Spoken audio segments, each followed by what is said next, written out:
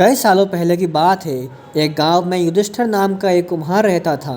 दिन में वह मिट्टी के बर्तन बनाता और जो भी पैसे मिलते थे उनसे शराब खरीद कर पी लेता। एक रात वह शराब के नशे में अपने घर लौट रहा था।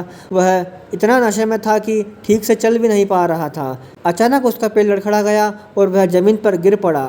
जमीन पर कांच के टुकड़े पड़े थे, जिनमें एक टुकड़ा उसके माथे में घुस गया। उसके माथे से खून बहने लगा। इसके बाद कुम्हार किसी तरह उठा और अपने घर की ओर चल दिया। अगले दिन जब उसे होश आया तो वह वैद्य के पास गया और पट्टी करवाकर दवाई ली। वैद्य ने कहा, घाव गहरा होने के कारण इसे भरने में समय लगेगा।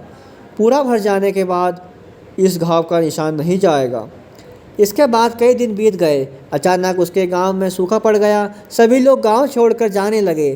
कुम्हार ने भी गांव छोड़कर जाने का फैसला किया और दूसरे देश की तरफ निकल गया। नए देश में जाकर वह राजा के दरबार में नौकरी मांगने लगा। वहां राजा ने उसके माथे पर चोट का निशान देखा और सोचा, यह जरूर कोई पराक्रमी योद्धा होगा और दुश्मन से लड़ते समय इसके माथे पर चोट लगी होगी।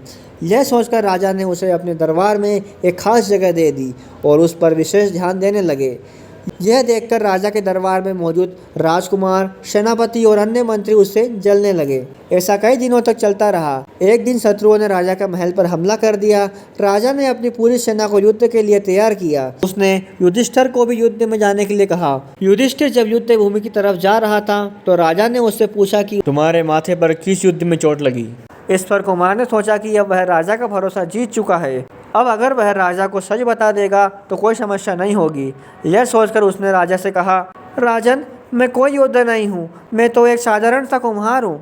ये चोट मुझे किसी युद्ध में नहीं बल्कि शराब पीकर गिरने के कारण लगी थी। कुम्हार की ये बात सुनकर राजा को बहुत गुस्सा आया।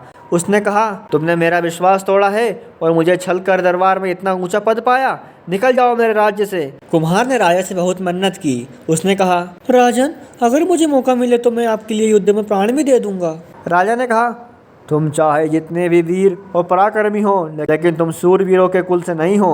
तुम्हारी हालत शेरों के बीच रहने वाले इस गीदड़ की तरह है जो हाथी से लड़ने की जगह उससे दूर भागने की बात करता है। मैं तुम्हें जाने दे रहा हूँ, लेकिन अगर राजकुमारों को तुम्हारा राज पता चल गया तो वो तुम्हें मार डालेंगे। इसीलिए कहता हूँ कि अपनी जान बचाओ और भाग जाओ। कुम्हार ने राजा की बात मानी और तुरंत उस राज्य को छोड़कर चला गया। इस कहानी से हमें यह सीख मिलती है कि इंसान की असलियत ज़्यादा दिन तक छुप नहीं सकती। एक ना एक दिन राज खुल ही जाता है।